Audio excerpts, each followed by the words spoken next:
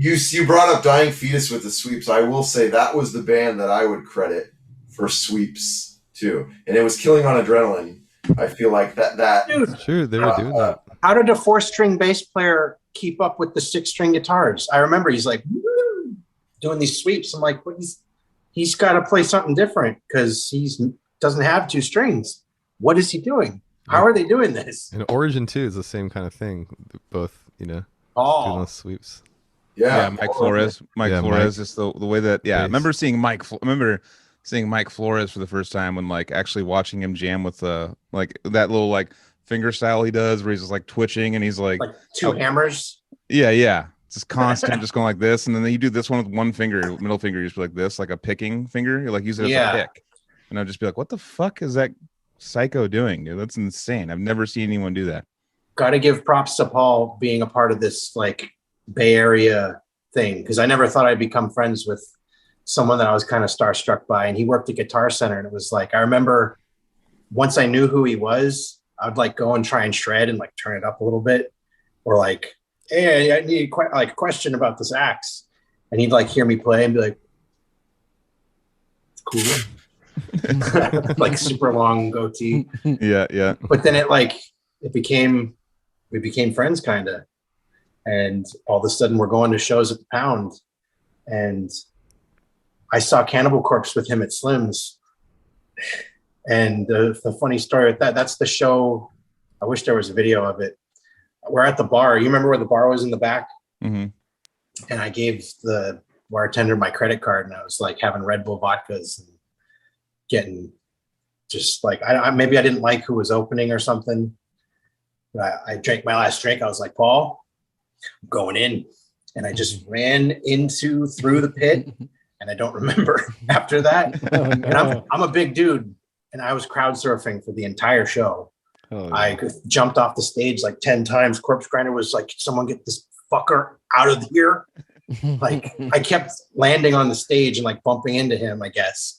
The only memories I have is looking into the crowd, grabbing them, I don't want to get kicked out, pull me back. And then blacking out and doing it all over again. And time traveling. Good times. And then I'm sobering up, and they're playing Hammer Smash Face because that's the last song. Yeah. I'm yeah. So back. Max actually had a question for you. It's the one question I was thinking of before coming onto this podcast was you used to have those videos on YouTube. That's how I found out about you, was those videos, those shred videos on YouTube with you with your Les Paul. And I was that's an old video. Yeah, no, it was old. It was definitely it was old. It was it's from 2002. Wow. Yeah. I might have not even seen it on YouTube. It might have not even been on YouTube. It might have been just circulated around. Well, YouTube wasn't around. It ended up on YouTube. Yeah, it sucks. That's from a whole show. That's one of 2 shows that we played. No, it was you just sitting down, in your sitting down in shreds. The one with me sitting down is with the Black Ibanez. I remember. I have a. The Les Paul video was the live video, and we cut a section that was just a solo section, and we put it on our MySpace. Oh, okay. So I'm mixing it up. It's the solo section for the Seraphim Veil that we took that for. Played from the old version of that song back in the day when it was called Number 7. And that was a show that Anomalous played before I was in the band with the drummer Steve, where there was no vocals. It was just Max and Tim on guitar, Steve on drums, and Soul Thunder opened for you guys, right? It reminded me of those videos of Dillinger playing under the running board before Calculating came out, when they're playing on floor level and people are choking out the guitar player. Oh yeah, I've seen that shit. Yeah. You're this is savage energy. Whoa. Yeah. The crowd is attacking them. No, I just remember videos of you. I mean, I envisioned the Les Paul, but maybe I'm mixing up the live one with you. I remember you just sitting and shredding. I was showing it to people, this guy is Anomalous or something, like showing it to people, watching your shred, just be holy, who the fuck is this guy?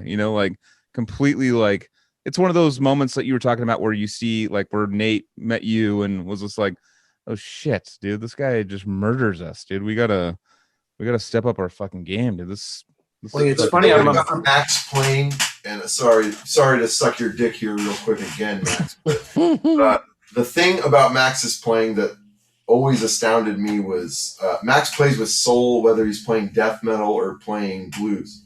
And I noticed that. And I remember one of the conversations early I had with Max was, what are some of the things you practiced on guitar? And he said, some days I would just practice hitting one note and seeing what I can do with that note and seeing how I can bend that note and seeing what tone I can get out of the note. And it's, I won't even move from that note. And you can hear that in Max's playing. When he plays, he has control over those strings to the point where his bends are so fluid and intentional.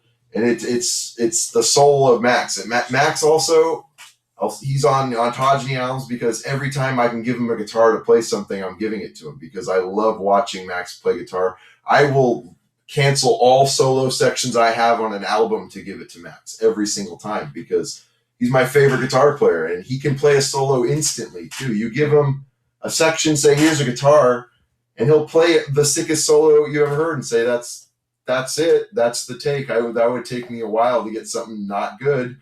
And you did it just playing and it had soul. So soul is Max's playing to me. And I hope people watching his live stream Twitch videos now can have that same feeling I have still, because it's magic in Max's fingers.